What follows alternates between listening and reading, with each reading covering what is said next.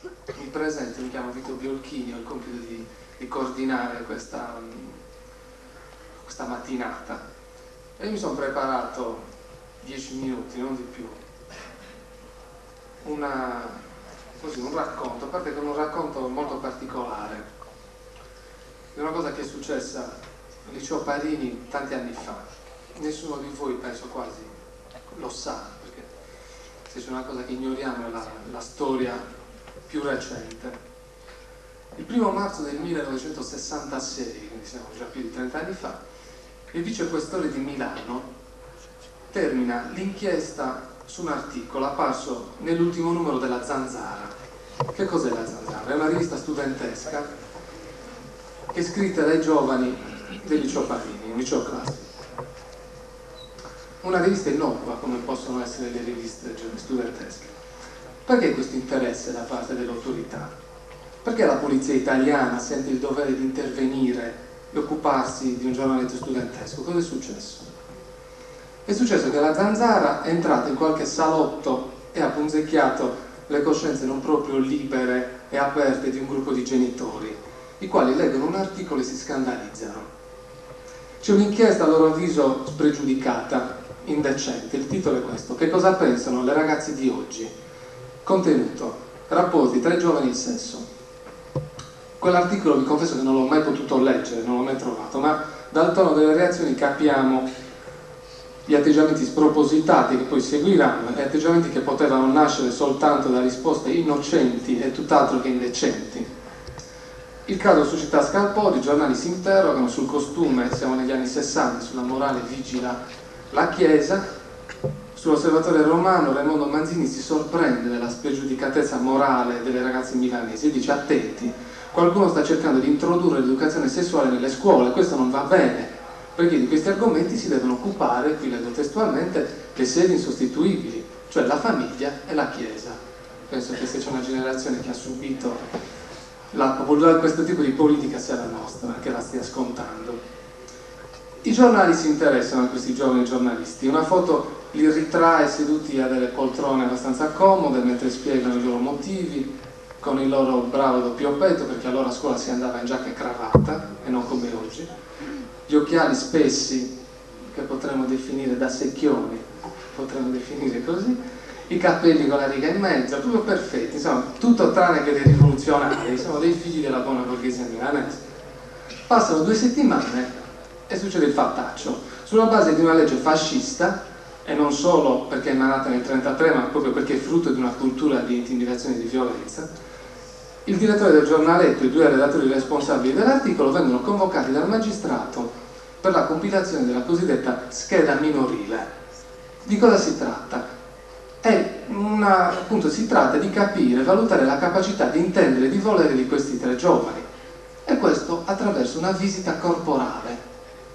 Cioè, un presunto reato di stampa vede l'intervento della magistratura italiana nel 1966 attraverso una perquisizione personale. I ragazzi escono dall'ufficio del magistrato sconvolti. Gli avvocati difensori protestano, chiedono l'intervento del Presidente della Repubblica e del Ministro della Giustizia. E la giustizia infatti interviene. Una settimana dopo le violenze della magistratura, i 3 studenti, insieme al preside del Parini, responsabili della tipografia che stampa la Zanzara, sono citati a giudizio. L'accusa è pubblicazioni oscene. Il processo inizia il 30 marzo. Tutti gli imputati poi vengono assolti perché il fatto non costituisce reato. Dopo la lettura della sentenza, il Presidente del Tribunale si avvicina ai 3 ragazzi e gli dice: del fatto da voi commesso non vi sono gli estremi del reato. Il compito della giustizia penale si ferma a questo punto. Ciò non esclude che nel vostro articolo vi siano espressi concetti e frasi inopportune. E ancora, cercate di non montarvi la testa per il chiasso che si è fatto, tornate tranquillamente nella vostra scuola, senza per questo atteggiarvi a persone più importanti di quello che siete. Di quel magistrato per fortuna abbiamo perso la memoria, di quei 3 ragazzi no. Quel chiasso che avevano provocato poi è diventato prima discussione, poi confronto. Il brusio si è trasformato lentamente in un boato, in un urlo collettivo di liberazione. I libri di storia ci dicono che con l'episodio della Zanzara prende via la grande stagione della contestazione giovanile, il famoso 68. Pensavo a quella generazione di giovani e pensavo alla nostra, a quante differenze ci siano, a quanta distanza, questo abisso quasi incolmabile. Loro così attivi, così presenti nel dibattito, noi così apatici, lontani da ogni progettualità. Loro così desiderosi di cambiare il mondo, invece noi sempre pronti ad essere cambiati dal mondo, a subire in silenzio le sue violenze, le sue imposizioni. L'ho detto già un'altra volta in un'occasione pubblica, con la rabbia e la disperazione che abbiamo noi potremmo non solo contestare, ma forse anche distruggere, perché la situazione è veramente drammatica, però non lo facciamo, nessuno si ribella. Chi ci può aiutare? La scuola non penso che possa fare molto per noi, è ancora autoritaria, è legata a schemi non vecchi ma decrepiti, ha sempre pensato più a reprimere che non a far sviluppare le potenzialità, salvo ovviamente delle eccezioni validissime. 30 anni fa i nostri professori volevano l'immaginazione al potere, ora è rimasto solo il potere e lo esercitano su di noi in forma che ben conosciamo. Ci sono delle sacche di resistenza, Cagliari non lo so quante. Al Parini c'è una tradizione di impegno che rimane, ancora si ostinano a elaborare, a discutere. E infatti il Parini torna oggi, torna in questi mesi con una notizia particolare. In questa scuola che è roccaforte tradizionale della sinistra, alle elezioni dei rappresentanti di istituto si impone una cosiddetta lista sarda. Quindi nel regno della Lega due figli di emigranti si incontrano e un po' per scherzo, un po' no, fanno della loro specificità una bandiera. Sardo è bello, potremmo dire, potrebbe essere il loro slogan. E infatti stravincono. Sardo è bello forse, ma non in Sardegna. Qui infatti, per dirla in maniera sbrigativa, ma per capirci in fretta, sardo è grezzo. Cioè per i giovani è grezzo, per gli adulti perché ricorda a loro un passato di povertà. È grezzo per i giovani perché non è attuale, è sorpassato. Non si coniuga bene con la modernità, col consumo. Questa è una delle tante tesi che sono contenute nel libro di Bacchisio Bambino. Un libro i cui frutti si vedranno fra qualche anno, quando voi sarete adulti, e penso che per molti non ci sia ancora molto tempo, perché chi non continuerà a studiare entrerà subito nel mondo degli adulti, quindi si tratta di mesi.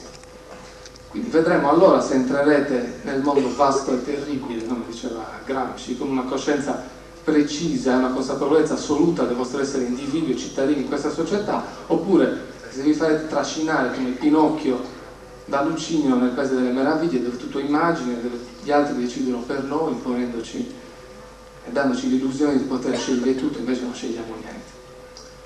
Questo dipende da noi, perché la questione giovanile non è soltanto la questione del lavoro, è una questione più ampia che in una parola bruttissima potremmo definire culturale. Parlare di cultura non solo in Sardegna significa parlare di identità, cioè una parola difficile, pesante, per molti incomprensibile. Da dove si parte? Io propongo di partire da questo concetto. I giovani sardi si vergognano delle loro radici, arrivano persino a negarle, a dire che non esistono e che seppur esistono non interessano. Ora invece da una delle capitali europee arrivano dei nostri coetanei che in un certo qual modo ci invidiano la nostra sardità. Vogliono essere a tutti i costi sardi, ma chi glielo fa fare? Cioè, perché vedono nella nostra povera realtà un modello esportabile, interessante? Non lo sanno che qui non succede niente, che la noia è un morbo incurabile dei paesi che si spopolano, delle periferie delle città? Perché si nutrono di questa benedetta cultura sarda, loro che vivono nella cultura globale di internet, dei canali via satellite, loro che hanno tutte queste cose? Perché vedono in noi una ricchezza? Perché hanno proposto nella loro scuola dei corsi di sardo? Non lo sanno che questa è una terra arida di intelligenze, che non abbiamo mai prodotto nessuna personalità? Perché hanno interesse per una cultura minoritaria? Sono esagerazioni, certo, lo sappiamo bene, ma è uno dei termini del discorso. L'altro, qual è? Che probabilmente questi due ragazzi pensano di essere arrivati nell'Arcadia, nell'Eden, in una terra promessa dove tutto è bello, dove si vive ancora in una dimensione umana, magari sono dico provocatoriamente, sono un po' vittime di questo mito illuministico del buon selvaggio. Ritorniamo allo stato di natura, la Sardegna è una terra incontaminata, beati voi che vivete in Sardegna. Si tratta di capire, di posizionarci, è quello che faremo stamattina, non escludendo ovviamente le vie di mezzo, perché i distinguo che ci devono appartenere. Il libro di Bandino ci permette di spaziare, i temi sono noti a molti di voi che hanno già letto il libro, il rapporto tra locale e globale, il valore dell'identità, della diversità, la lingua come strumento culturale di ricchezza, non di impoverimento, il consumismo come stile di vita. Quello di oggi non è un convegno, non è un dibattito, cioè è un dibattito, possiamo parlare liberamente, dovete approfittarne, non siamo a scuola oggi qua. Potrebbe essere una delle ultime occasioni nelle quali siete chiamati a esprimervi, a dire quello che pensate.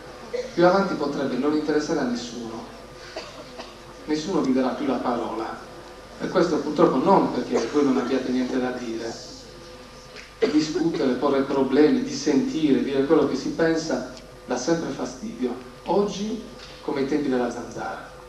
Per questo vi ringrazio dell'attenzione.